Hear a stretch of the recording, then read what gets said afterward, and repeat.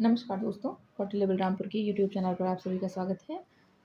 हम लोग हिस्ट्री की एनसीईआरटी बुक पढ़ रहे हैं, क्लास 6 की एनसीईआरटी। ठीक, चैप्टर 6 तक हम लोग ख़त्म कर चुके हैं। आज देखेंगे इस वीडियो में हम लोग चैप्टर 7 अशोक के बारे में पढ़ेंगे। अशोक जो एक अनोखा सम्राट है। अनोखा क्यों? क्योंकि उसने युद्ध का त्याग किया है। ठीक, तो आइए आगे बढ़ते हैं। अनोखा इसलिए कहा गया है अशोक को क्योंकि इतिहास में कभी कोई ऐसा राजा नहीं हुआ जिसने राजा रहते हुए ये कहा है कि हम युद्ध नहीं करेंगे, युद्ध का ही त्याग कर दिया हो।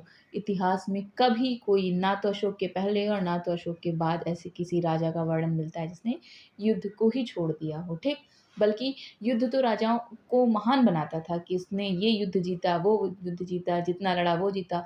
सिकंदर महान किस लिए है? इसीलिए क्योंकि वो जितना युद्ध लड़ा, जितना आक्रमण किया, सब जीता। ठीक, नेपोलियन बोनापार्ट क्यों महान है? क्योंकि वो जीता। समुद्रगुप्त क्यों महान है? क्योंकि वो दक्षिण भारत, उत्तर भारत, सब पे विजय प्राप्त किया। लेकिन अशोक इसलिए महान है क्योंकि उन्होंने युद्ध का त्याग किया है। तो आइए देखते हैं।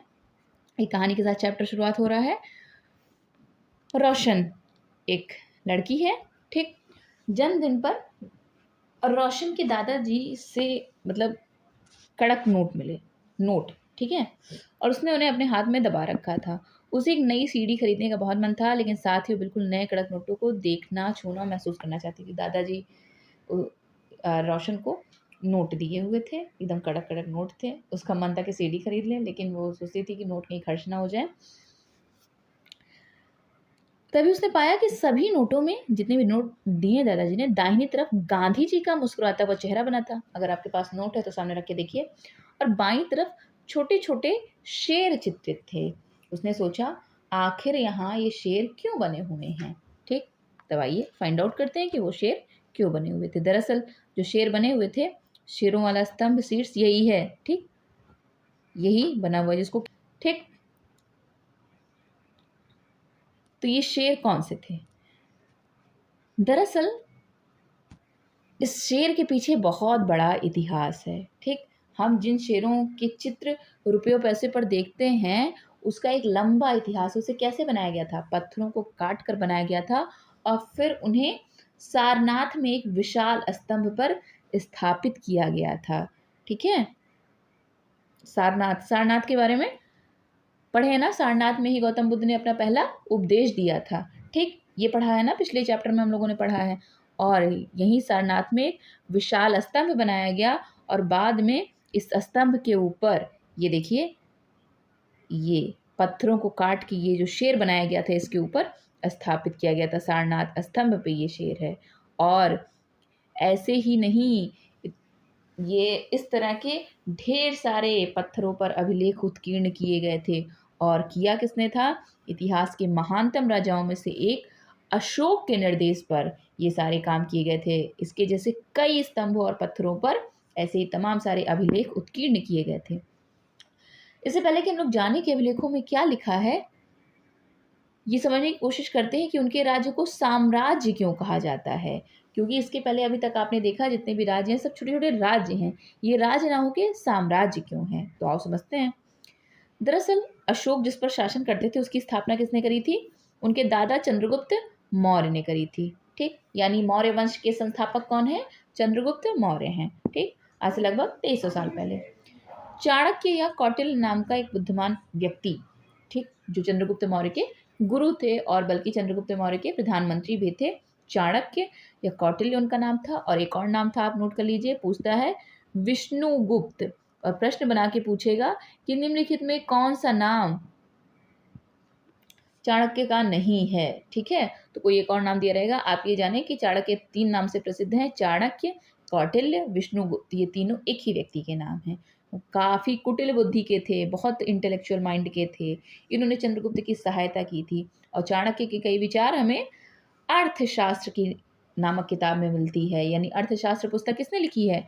कौटिल्य या चाणक्य ने लिखी है। और ये पुस्तक किससे संबंधित है? राजनीति से संबंधित है। ठीक, उसी से हमको मौर्य वंश के बारे में तमाम जानकारियां मिलती हैं। अब वंश किसको कहते हैं ये जरा से समझ लो। जब एक ही परिवार के कई सदस्य एक के बाद एक राजा बनते हैं तो उन्हें एक ही वंश का कहा जाता है। ठीक, ये जैसे मगध महाजनपद पर पिछले में आप चैप्टर में देखा ना, मगध महाजनपद सबसे शक्तिशाली बन के उभरा था, ठीक, जब महाजनपद आपको बता रहे थे। तो उसी मगध महाजनपद पर टोटल कितने वंश ने शासन किया है? 7 वंश ने शासन किया है, ठीक। सातों वंश का नाम कमेंट बॉक्स में आप लोग लिखकर बताइए कौन कौन वंश ने शासन किया है। उसी में से एक था मौर्य वंश। वंश किसको कहा जाता है? जब एक ही परिवार के सदस्य एक के बाद एक के बाद एक के बाद राजा बनते जाते हैं तो उसको वंश कहते हैं। मौर्य वंश में 3 महत्वपूर्ण राजा हुए। सबसे पहले चंद्रगुप्त, फिर उनका बेटा बिंदुसार और बिंदुसार का पुत्र अशोक। ठीक, समझ आया? चंद्रगुप्त, बेटा बिंदुसार और बिंदुसार का पुत्र अशोक। देखो, साम्राज्य में बहुत से नगर थे। किसके? अशोक के साम्राज्य में बहुत ढेर सारे नगर थे और मानचित्र में उन्हें काले बिंदुओं से दिखाया गया है। आइए, जैसे कौन कौन सा नगर था साम्राज्य में? तक्षशिला, काले बिंदु से दिखाया गया ना, ये नगर था। पाटलिपुत्र, ये बल्कि राजधानी हुआ करता था। उज्जैन, ये नगर था। ये सारा क्या था? नगर था, ठीक। उज्जैन, तक्षशिला, पाटलिपुत्र, ये सब प्रमुख नगर थे, ठीक है। और तक्षशिला उत्तर पश्चिम और मध्य एशिया के लिए आने जाने का मार्ग था। जैसे कि मैप से ही आपको स्पष्ट हो रहा होगा कि इधर आपका सेंट्रल एशिया शुरू हो जाता है, ठीक, और इधर से उत्तर पश्चिम यानी ये बीच से आने जाने का रास्ता है, ठीक। दूसरी तरफ उज्जैन उत्तरी भारत से दक्षिणी भारत जाने वाले रास्ते में पड़ता था। ये उज्जैन कहाँ पड़ रहा है? ये देखिए, उज्जैन ये है और ये आपका रहा उत्तरी भारत, ये आपका रहा दक्षिणी भारत, ये बीच में पड़ रहा है। यानी दक्षिणी भारत से उत्तरी भारत, उत्तरी भारत से दक्षिणी भारत आने जाने का रास्ता क्या था? उज्जैन था, ठीक है। शायद नगरों में व्यापारी, नगर क्यों? नगर में व्यापारी, सरकारी अधिकारी, शिल्पकार, ये सब रहा करते थे। और साम्राज्य के बहुत बड़े क्षेत्रों में किसानों और पशुपालकों के गांव बसे हुए थे, ठीक है। और मध्य भारत जैसे इलाकों में ज़्यादातर हिस्सा जंगलों से भरा हुआ था। वहाँ पर क्या लोग करते थे? फल फूल का संग्रहण, जो भोजन संग्राहक होते थे, जानवरों का शिकार करके जीविका चलाते थे। ये देखिए, ये जब से मतलब जब से ये दुनिया बस रही है, दुनिया क्या बस रही, जब से चीज़ें आप पढ़ना शुरू किए हैं तब से आप देख रहे होंगे कि व्यापारी और जो सरकारी अधिकारी हैं, शिल्पकार, ठीक, जो शिकारी हैं, जो खाद्य संग्राहक हैं, ये सब अलग अलग तरह के अलग अलग लेवल पे लोग काम कर रहे हैं। कृषक हैं, पशुपालक हैं, ठीक है। साम्राज्य के अलग अलग इलाकों में लोग भिन्न भिन्न क्या किया करते थे? भाषाएं बोलते थे, शायद अलग अलग प्रकार का भोजन करते थे और यहाँ तक कि अलग अलग किस्म की पोशाक भी पहनते थे। माने, समझ रहे हैं कि अलग अलग इलाके में अलग अलग भाषाएं बोली जाती थी, अलग अलग प्रकार का भोजन करते थे, अलग अलग किस्म की पोशाक भी पहनते थे, ठीक है। इसलिए क्योंकि ये इतना बड़ा एरिया होता था तो सब एक जैसे नहीं होते थे, कई भिन्न भिन्न तरीके के लोग होते थे। जैसे क्या आप कंपैरिजन कर पा रहे हैं कि आपका आज का भारत भी ऐसे है? अलग अलग जगह पर अलग अलग भाषाएं बोली जाती हैं, अलग अलग तरीके के भोजन होते हैं, इनफैक्ट अलग अलग तरीके का पारंपरिक परिधान भी होता है हमारा। आइए थोड़ा सा देख लीजिए, ये एक मानचित्र है और जिन जगहों पर अशोक के शिलालेख मिले हैं उन्हें कौन से कलर से दिखाया गया है? लाल बिंदु से दिखाया गया है। और ये सारे इलाके अशोक के साम्राज्य के भीतर ही थे, ठीक। बस कुछ अभिलेख ऐसे हैं जो भारत के आज के भारत से बाहर हैं, लेकिन उस समय वो अशोक के साम्राज्य के भीतर ही हैं, ठीक। पहले तो सारा अभिलेख इनका देखो कहाँ कहाँ से मिला है। ये रहा आपका मैप, दिख रहा होगा स्क्रीन पे आपको, पूरा दिख रहा है, अब और स्पष्ट हो गया होगा। आओ मार्क करते हैं। कांधार से मिला अभिलेख, लंपक से मिला है, ठीक, शाहबाज गढ़ी से मिला है, मानसेहरा से मिला है, कलसी से मिला है, मेरठ, टोपरा, दिल्ली, ठीक, गुज्जर, लुम्बिनी, यमपुरवा, लौरिया, लौरिया राजे, ठीक है, सारनाथ, कौशाम्बी, इलाहाबाद, रूपनाथ, सांची, पनगुरिया, गिरनार, सोपारा, सन्नाती, मास्की, ब्रह्मगिरी, येरागुडी, कलिंग, धौली, ठीक है। ये सब जगह से क्या मिला है? अशोक के अभिलेख मिले हैं, ठीक। अब इसमें से प्रश्न पूछा गया है, देखिए भारत के अंदर सीमा के कौन है, ठीक। ये सब पूरा है तो ये पूरा अशोक के साम्राज्य में ही, लेकिन आज की भारत की सीमा से, जैसे अब देखिए, आप जान रहे ना आपके भारत की बाउंड्री लाइन कहाँ से है? ये देखिए, यहाँ से बाहर ये फिर कौन सा देश हो जा रहा है? ये आज का पाकिस्तान हो जा रहा है। लेकिन उस समय ये हमारा हिस्सा था, बल्कि ये अशोक का भी राज्य, अशोक के साम्राज्य का हिस्सा था। तो भारत से बाहर कौन कौन सा मिला है? कांधार, लंपक, शाहबाजगढ़ी, मानसेहरा, ये सब भारत से बाहर पाए गए अभिलेख हैं अशोक के। ठीक है। अब राज्य साम्राज्य से कैसे भिन्न है? ठीक, कैसे आप कहेंगे कि ये राज्य है, ये साम्राज्य है? चूंकि साम्राज्य राज्यों से बड़े होते हैं और उनकी रक्षा के लिए बड़ी सेनाओं की जरूरत होती है, इसलिए सम्राटों को राजाओं की तुलना में ज़्यादा संसाधनों की जरूरत होती है। इसलिए साम्राज्य पे जो राज करता है उसको सम्राट कहा जाता है। सम्राट चंद्रगुप्त मौर्य, सम्राट अशोक, ठीक, ये सब लोग अब वैदिक काल के राजा की तरह नहीं। अब वैदिक काल के राजा इनके सामने बहुत छोटे से आदमी हैं। ठीक, राजा का कोई मतलब नहीं है। ये सब क्या है? सम्राट हैं। और इसी कारण उन्हें बड़ी संख्या में कर इकट्ठा करने वाले अधिकारियों की जरूरत होती है। यानी सब कुछ इनको ज़्यादा ज़्यादा चाहिए, ज़्यादा लैंड ऑक्यूपाई करते हैं, ज़्यादा बड़ी सेना होती है। ठीक, ज़्यादा संसाधन इनके पास होते हैं, ज़्यादा कर इकट्ठा करना पड़ता है, इसलिए कर इकट्ठा करने के लिए ज़्यादा अधिकारियों की जरूरत पड़ती है, इसलिए सब बड़े होते हैं। अब साम्राज्य का प्रशासन भी कैसे किया जाता था? चूंकि मौर्य साम्राज्य बहुत बड़ा था, इसलिए अलग अलग हिस्सों पर अलग अलग ढंग से शासन किया जाता था। पाटलिपुत्र और इसके आसपास के इलाकों पर सम्राट का सीधा नियंत्रण था, क्योंकि भाई राजधानी थी, इसलिए डायरेक्ट सम्राट जाके देख ताक लिया करते थे। इसका मतलब ये हुआ कि इस इलाके के गांव और शहरों के किसानों, पशुपालकों, शिल्पकार, व्यापारियों से कर इकट्ठा करने के लिए राजा क्या करता था? अधिकारी नियुक्त करता था। जो राजधानी और उसके आसपास का इलाका था वहां तो डायरेक्ट वो कंट्रोल करता था, लेकिन जो दूर दूर के इलाके थे वहां पे वहां के लोगों से टैक्स लेने के लिए, जैसे जो वहाँ के शिल्पकार हैं, जैसे वहाँ के व्यापारी हैं, जैसे वहाँ कृषक हैं, उनसे टैक्स लेने के लिए कुछ अधिकारी नियुक्त किए जाते थे। ठीक, और जो राजा के आदेशों का उल्लंघन करते थे, अधिकारी उनको सजा भी देते थे। यानी अपने बिहाफ पे एक पर्सन वहां बिठाते थे, अगर वो राजा की आज्ञा ना माने तो अधिकारी उनको सजा भी देते थे। इनमें से कई अधिकारियों को वेतन भी दिया जाता था। और क्या, संदेश वाहक होते थे। संदेश माने क्या? मैसेज। एक जगह से दूसरी जगह घूमते रहते थे और राजा के जासूस अधिकारियों के कार्यकलाप पर नजर रखते थे कि राजा के जो अधिकारी हैं ना, वो क्या कर रहे हैं। संदेशवाहक ये सब भी किया करते थे। ठीक, और इन सब के ऊपर सम्राट था, जो राज परिवार और वरिष्ठ मंत्रियों की सहायता से सब पर नियंत्रण रखता था। माने एक चेन बनी हुई थी कि सबसे नीचे कौन रहेगा।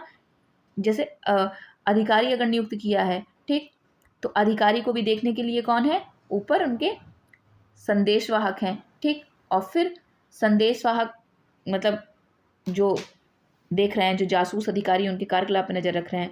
और इन सब के ऊपर क्या है? सम्राट है। ठीक, सम्राट कैसे शासन कर रहा है? वो जो उसके मंत्री हैं उनकी सहायता से शासन कर रहा है। मतलब एक चेन बनी हुई है जिससे अपना सत्ता चल रही है। और मौर्य साम्राज्य के भीतर कई छोटे छोटे से भी प्रांत थे। इन पर तक्षशिला या उज्जैन जैसी प्रांतीय राजधानियों से शासन किया जाता था। ठीक,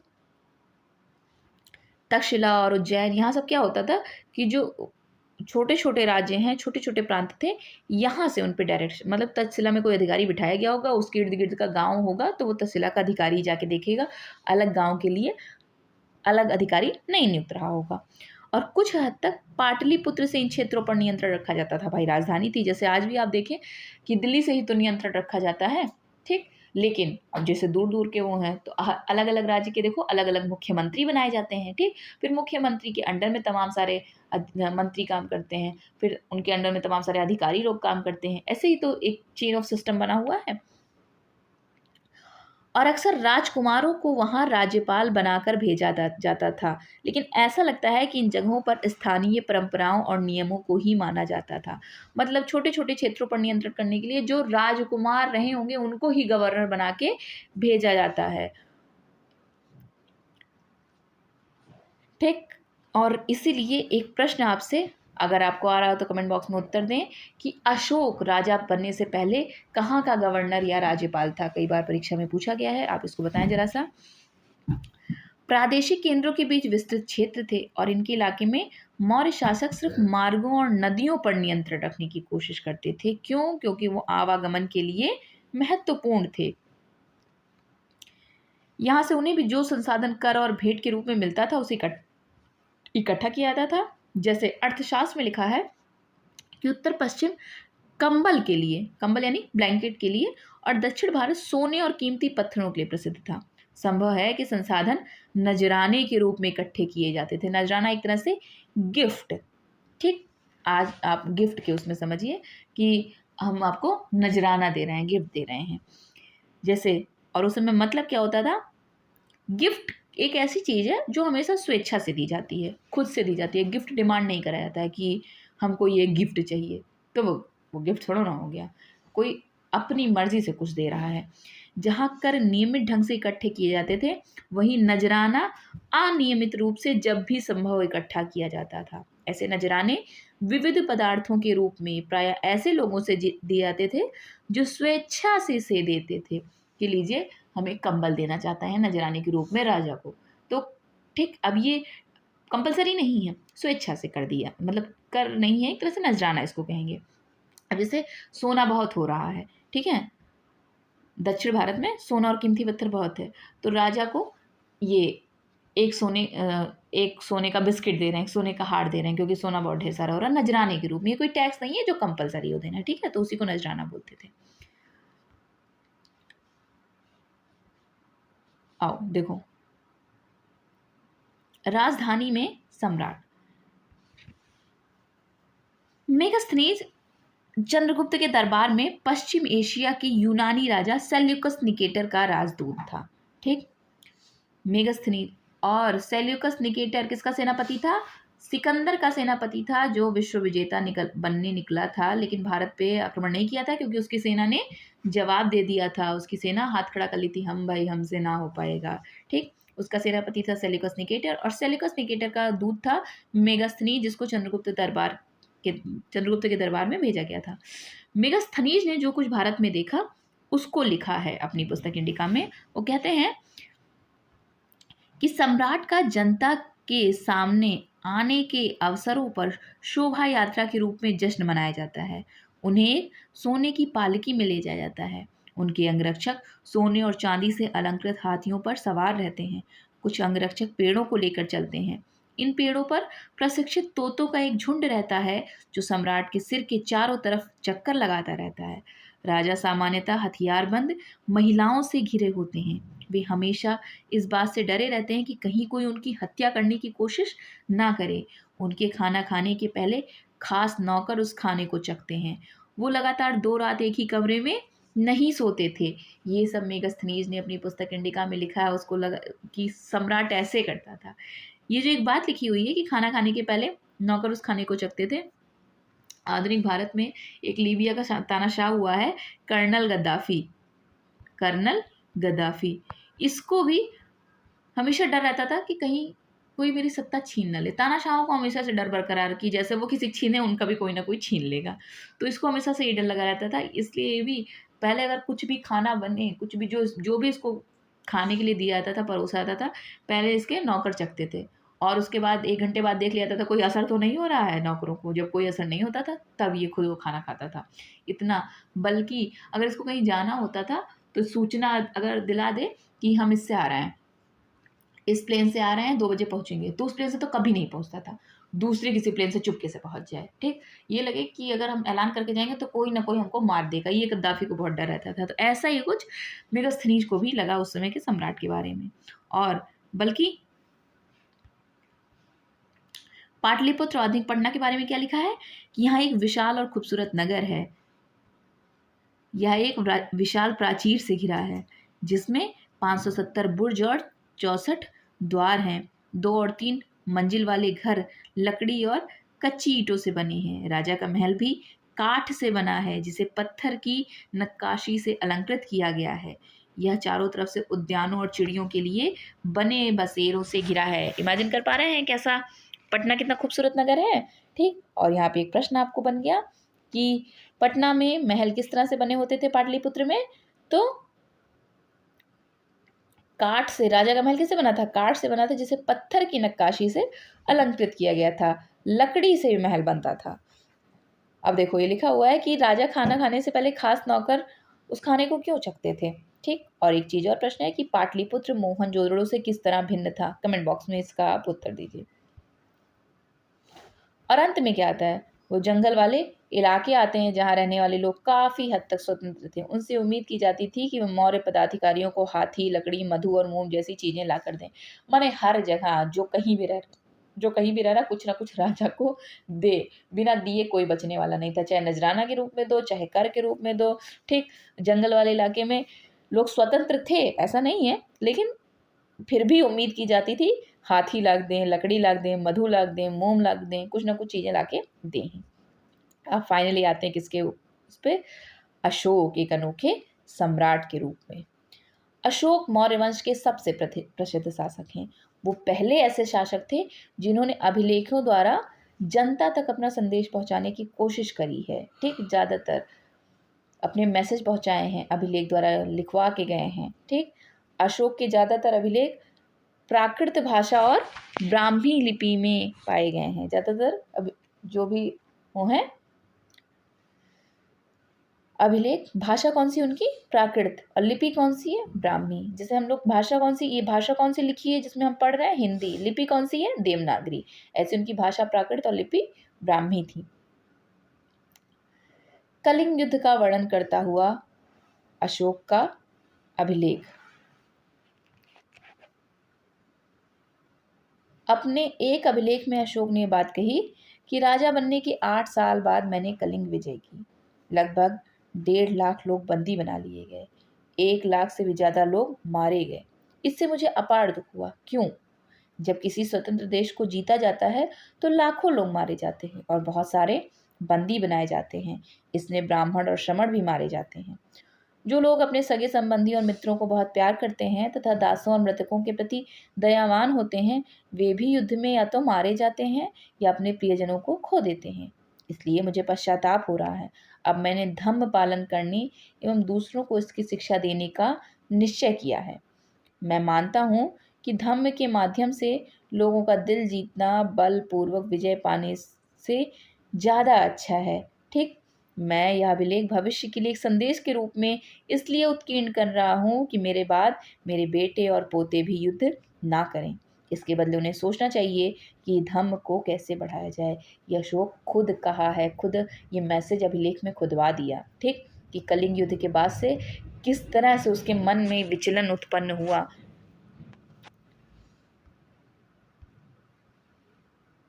धम्म क्या है? धम्म धर्म का ही प्राकृतिक रूप है कि अब धर्म का पालन करेंगे, लड़ाई झगड़ा नहीं करेंगे। अभी आप बताएं, जरा सा खुद से लिखिए, सोचिए कि कलिंग की लड़ाई से युद्ध को लेकर अशोक के विचारों में कैसे परिवर्तन हुआ। इसी में जो मेंशन है आप कमेंट बॉक्स में उसको लिखें। कलिंग कहाँ है? कलिंग तटवर्ती उड़ीसा का ही प्राचीन नाम है। उड़ीसा का पुराना नाम क्या है? कलिंग। ठीक। अशोक ने कलिंग को जीतने के लिए एक युद्ध लड़ा। ये देखो मैप में आपको दिखा भी दें, कहाँ चला गया मैप? ये देखो, देखा? पूरा जूम करके दिखा दिया। ये रहा आपका कलिंग। ठीक। मतलब ये पूरा आजकल उड़ीसा का प्रांत है, तो ये है कलिंग।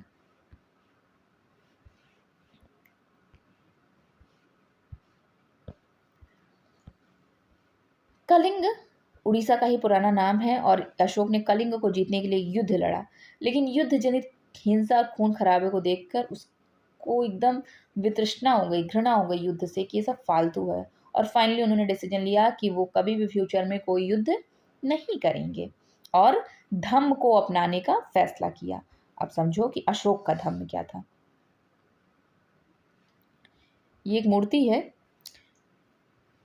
पॉलिश वाले पत्थर की। ये बिहार के रामपुरवा में मिले एक मौर्यकालीन स्तंभ का, ये भी एक मौर्यकालीन स्तंभ का हिस्सा है। अभी इसे राष्ट्रपति भवन में रखा गया है।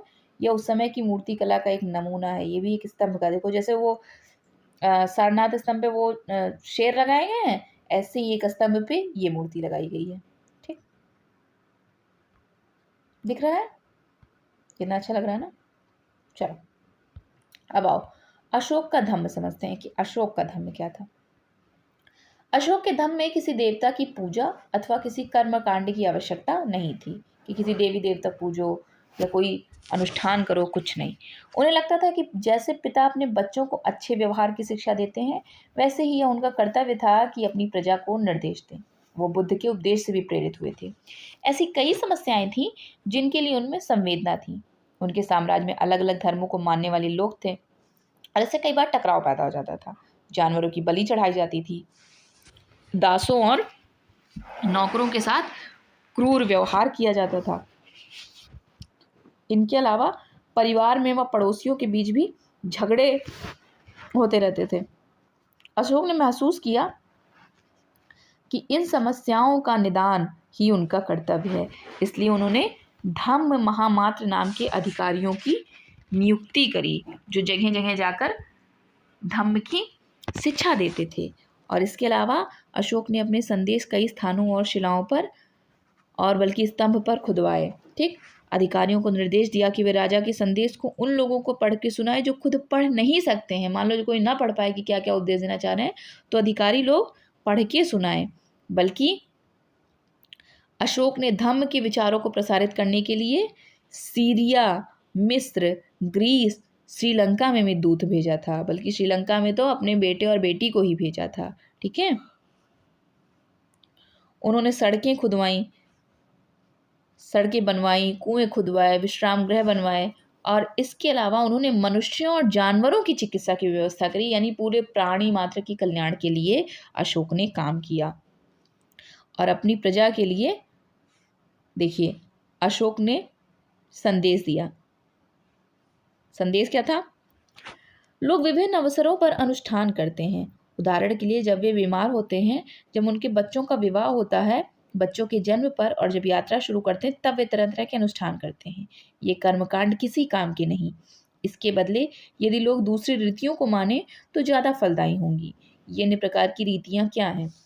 ये हैं अपने दासों और नौकरों के साथ अच्छा व्यवहार करना, बड़ों का आदर करना, सभी जीवों पर दया करना और ब्राह्मणों तथा श्रमणों को दान देना।